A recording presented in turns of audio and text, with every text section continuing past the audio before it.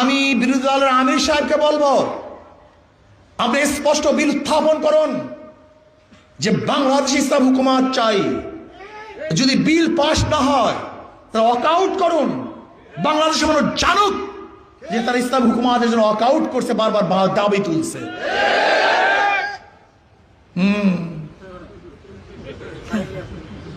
এটা ভালো দাবি না? প্রস্তাবটা ভালো না? এটা প্রস্তাব, আপনারা এটা করুন।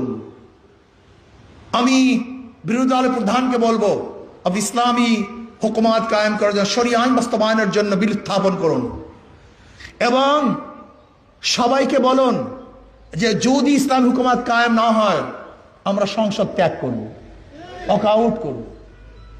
এটা নজির স্থাপন করুন, মানুষ বুঝুক। এরপরে আপনি ইসলাম হুকুমত কায়েম করেন, বিজ্ঞ আলেমদের সাথে পরামর্শ করুন, কোনটা ইসলাম কোনটা ইসলাম না সেটা বুঝে শুনে তার ইসলামের কথা বলুন।